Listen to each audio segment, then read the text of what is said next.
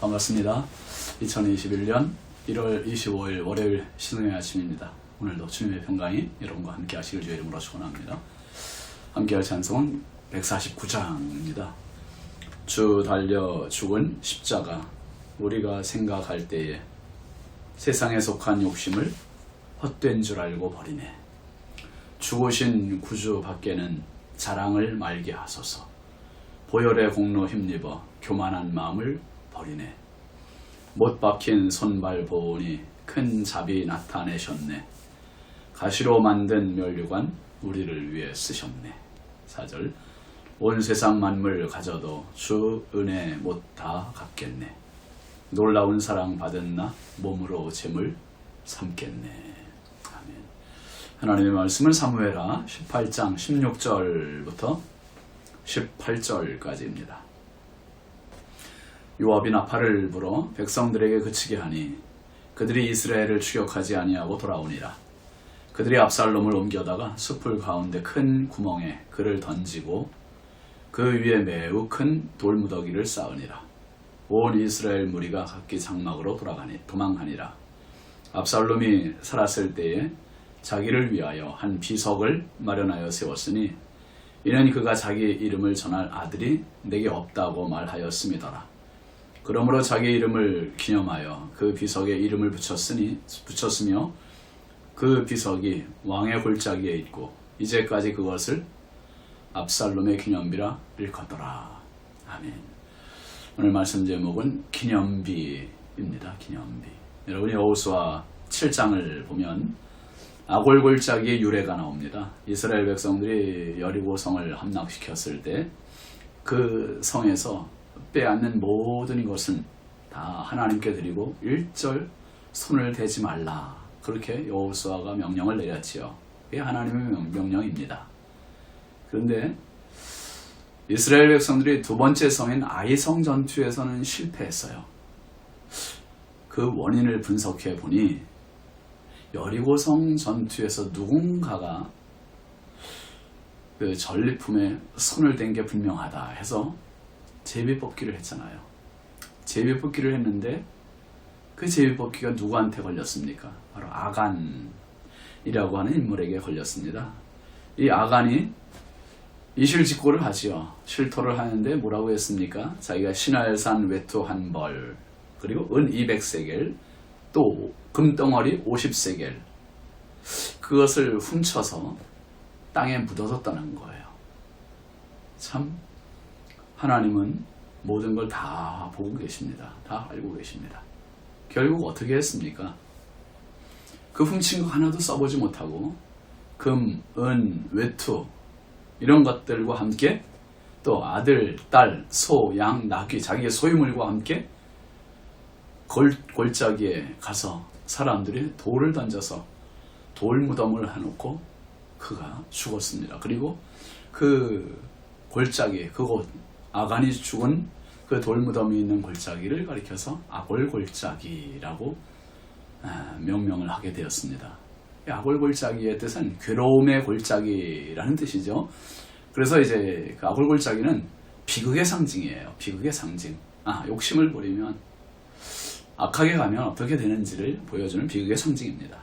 특별히 신약 성경에도 또 한 번의 돌무더기가 나오잖아요. 그 사도행전 7장인데요. 초대교회 7 집사님 중에 대표적인 집사님인 스데반 집사님. 스데반 집사님도 역시 돌에 맞아 죽어요. 복음의 반대파였던 사울의 앞잡이가 되어서 사람들을 선동해서 스데반에게 돌을 던졌습니다.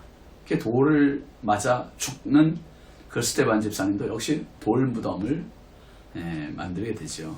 그런데 이 돌무덤은 아간의 돌무덤과는 비교할 수 없어요. 아간의 돌무덤이 비극의 상징이고 그것이 정말 비극의 끝이라면 스데반의 돌무덤은 영광의 상징입니다. 순교하면서 그가 보았던 게 뭡니까? 하나님 우편에 서 계신 예수님을 보았고 하늘문이 열리는 것을 보았습니다. 그리고 돌 던지는 사람들을 불쌍히 여겨달라고 하나님께 기도하면서 숨을 거뒀습니다. 아간의 무덤과는 비교할 수 없는 영광스러운 기념비적인 돌무덤입니다. 이제 아버지 다윗 왕을 향해 반란을 일으켰던 압살롬의 최후는 비참했습니다. 상수리 나무에 머리채가 걸려서 대롱대롱 매달린 것을 아합과 그의 부하들이 와서 심장을 찔러 죽였습니다. 반란이 이렇게 해서 종지부를 찍게 된 겁니다. 다윗은 다시 예루살렘 궁으로 들어가게 됐지만 아직 이 압살롬의 죽음 소식을 알지 못해요.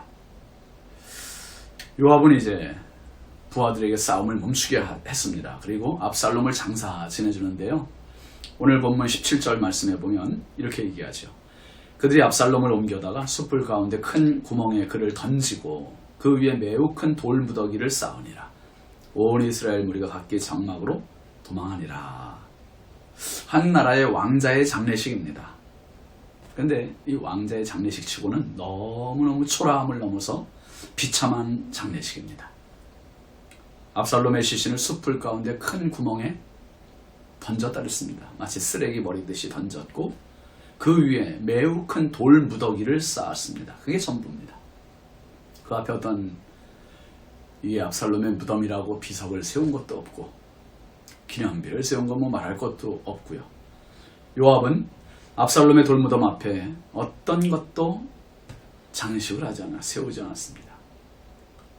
압살롬은 자기가 그렇게 뽐내던 머릿결, 그의 잘생긴 외모, 모든 백성들의 부러움, 이런 모든 것이 그 돌무덤 속에 빠지고 만 것입니다.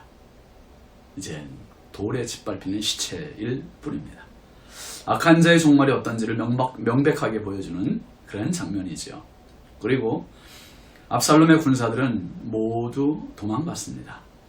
18절 말씀 한번 보시면 압살롬이 살았을 때에 자기를 위하여 한 비석을 마련하여 세웠으니 이는 그가 자기 이름을 전할 아들이 내게 없다고 말하였음이더라. 그러므로 자기 이름을 기념하여 그 비석에 이름을 붙였으며 그 비석이 왕의 골짜기에 있고 이제까지 그것을 압살롬의 기념비라 일컫더라.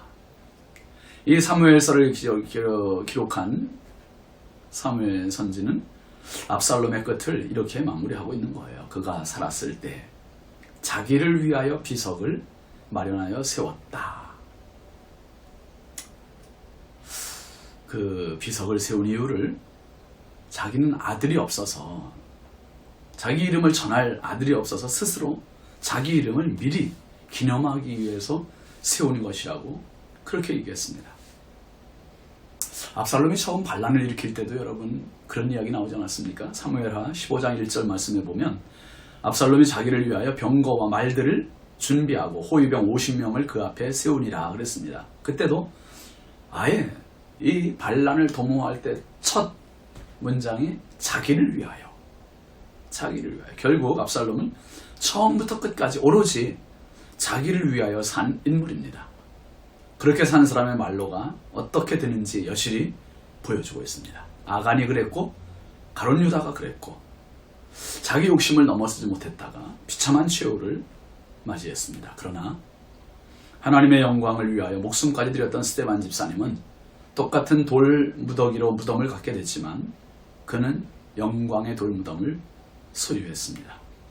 압살롬의 기념비와 돌 무더기와 너무너무 대조되는 그러한 영광의 돌입니다. 인생은 죽고 나서 평가가 됩니다. 무덤 앞에 세울 비석, 기념비, 그건 미리 써놓았던 압살롬은 비석 하나 없이, 기념비 하나 없이 그렇게 초라하게 끝났습니다. 예수님께서 우리에게 남겨주신 기념비는 뭡니까? 십자가입니다. 십자가가 우리를 살렸고, 십자가가 우리의 생명이고, 십자가가 우리의 희망이요, 십자가가 우리의 신앙의 전부입니다. 그 십자가, 영원한 기념비 바라보시면서 오늘도 주님이 내 안에, 내가 주님 안에 거하는 은혜의 친밀한 관계 속에 승리하시기를 바랍니다. 기도합시다. 거룩하신 아버지 하나님, 주의 은혜와 사랑을 늘 감사합니다. 오늘 한 날을 살아도 내 욕심에 젖어 사는 사람 되지 않게 하시고, 하나님의 영광이 우리의 삶의 목적과 이유가 되게 하여 주옵소서. 자기를 위하여 반란군을, 자기를 위하여 비석을, 자기를 위하여 기념비를 세운 압살롬. 결국 그가 무덤 속으로 가지고 간 것은 모든 자기가 자랑하던 부끄러운 것들이었습니다. 하나님, 그의 종말이 비극적인 최후였습니다. 스데반 집사님은 주의 나라와 의를 구할 때 하늘이 열리게 되었고 예수님의 영광스러운 모습을 배웠습니다. 하나님, 하루를 살아도 하나님 사랑하는 저희들 되게 하시고 영광의 그날을 위하여 하루하루 예수님의 영광을 위해 살아가는 우리 모두 되게 하여 주옵소서. 우리의 영원한 기념비를 세우신 예수님처럼 하나님 나라의 기념비를 세워가는 우리 모두가 되게 하옵소서. 예수님의 이름으로 축복하며 기도합니다. 아멘.